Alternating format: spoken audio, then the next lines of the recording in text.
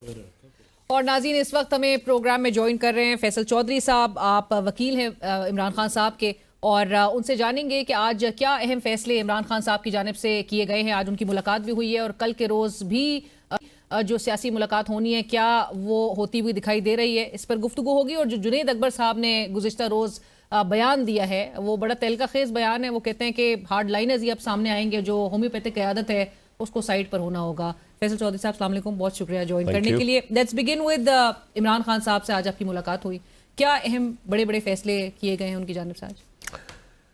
इमरान खान साहब ने सबसे पहले तो जो है वो सुप्रीम कोर्ट में जो ऑन गोइंग टसल है 26वीं तरमीम के बाद, उस पर बड़े अफसोस का इज़हार किया और उन्होंने कहा कि ये जो उनके खदशात थे 26वीं आनी तरमीम के बाद आज़ाद अदलिया को जो है वो कैग करने के लिए और उसको कंट्रोल करने के लिए ये जो मामला किया गया, और पाकिस्तान में जो निज़ाम इंसाफ है, निज़ाम अदल है, उसको एक पर्पज़ के लिए, अपने इक़्तिदार के लिए जो है वो तहस नहस कर दिया गया। फिर पीका लॉ के ऊपर उन्होंने इसको एक ब्लैक लॉ करार दिया और उन्होंने कहा कि पाकिस्तान तहरीक इंसाफ को क्रश करते करते पाकिस्तान में आज़ाद मीडिया को, आज़ाद अदलिया को, इंटरनेट को और सिस्टम को ही क्रश कर दिया गया है। कोई हाई पावर्ड कमीशन बनाने की भी बात हुई है? देखिए, हाई पावर्ड कमीशन तो ये उन्होंने कल सजेशन दी थी, और कि उसमें जो 8 फरवरी है और जो 9 मई है दूसरे मामलात हैं, उनके ऊपर जो है वो लीगल साइड पे देखें कि क्या केपी में ये जो हम हुकूमत है वो उसमें क्या कर सकती है, क्योंकि हम अपनी तहकीकात करके हम तो दुनिया के सामने रखें।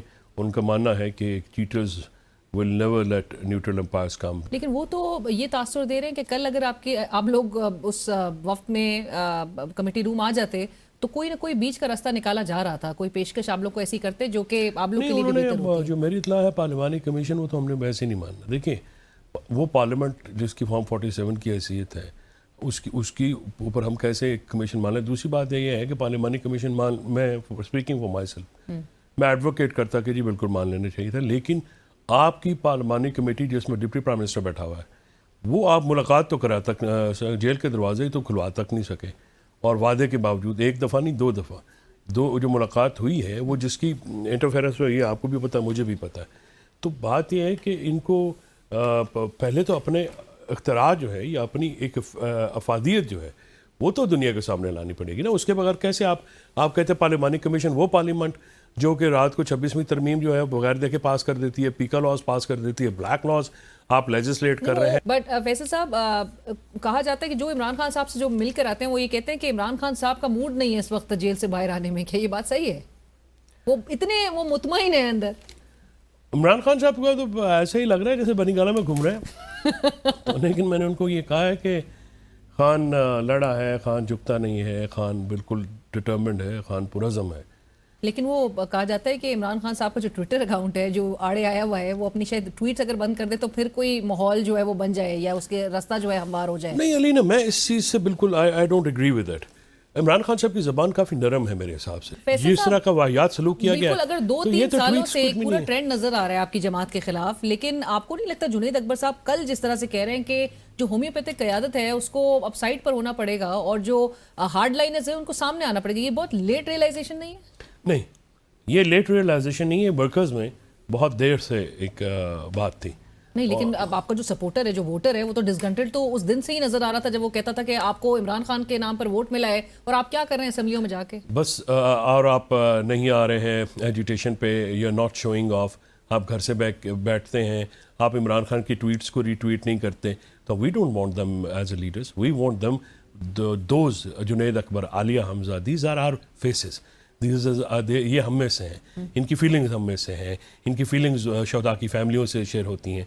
हम इन लोगों को चाहते हैं कि ये लीड करें और हम इनका साथ दें। देखिए, पीटीआई का जो वर्कर है वो डिसग्रंटल अपनी लीडरशिप से उस दिन हुआ जब इमरान खान की कॉल के ऊपर वर्कर्स निकले और लीडरशिप नहीं निकली, और ये बात थी। इमरान खान साहब face saving, not just once, ये multiple times, not just once, yes I totally agree with you. और इमरान खान साहब फेस सेविंग देते हैं अपनी पार्टी को, बट अब ये जो और अब हालात ये हैं कि बुशरा बीबी की भी गिरफ्तारी पे केपी में भी प्रोटेस्ट नहीं हुआ। जी बिल्कुल, ये बड़ा काबिल एतराज़ बात है। और इमरान खान साहब को सजा हुई, कहीं पे बंदे नहीं निकले, क्यों नहीं निकले? अगर तंजीमें इतनी फारिग हैं तो आपको लगता है कि ये जो तब्दीलियां हो रही हैं इससे लोगों में वो जो स्पिरिट्स है उसको दोबारा रिवाइव आपने हमारे लोगों की खुशी नहीं देखी, हमारे वर्कर्स की एक वाहवाही आपने सुनी।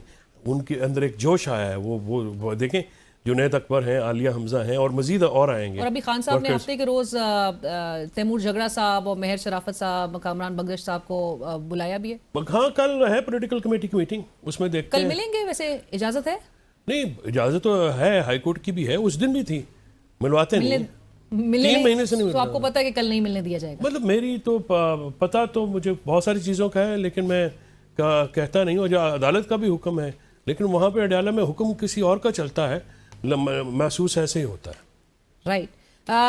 मैं आजकल जो एक अमरीकी अरबपति हैं वो इस वक्त इस्लामाबाद में मौजूद हैं, जेंट्री बीच साहब, और उन्होंने एक जो उनकी जो स्टेटमेंट है वो आज बहुत जोर पकड़ती हुई दिखाई दी जब उन्होंने कहा कि रिचर्ड ग्रेनेल उनको आप लोगों ने डीप फेक के जरिए मुल्क के हालात के हवाले से गुमराह किया।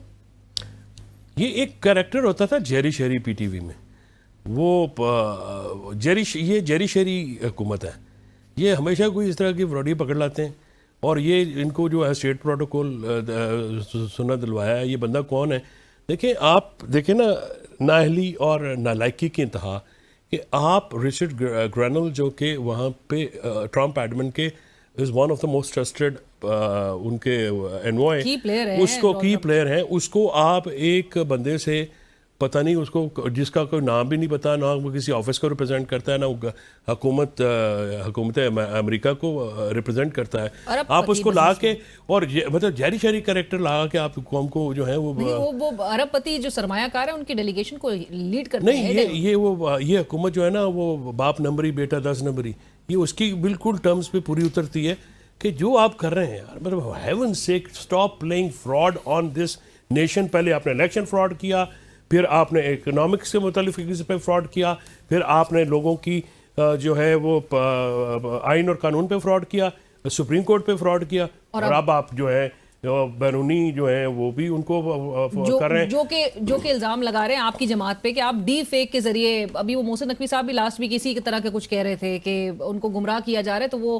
गवर्नमेंट ऑफ पाकिस्तान का सही पॉइंट ऑफ व्यू देने के लिए। मोहसिन नकवी साहब तो पता नहीं, सुना था सियाना आदमी है, सुना CNN में भी रहे, तो लगता तो नहीं है कि कहीं रहे भी हैं।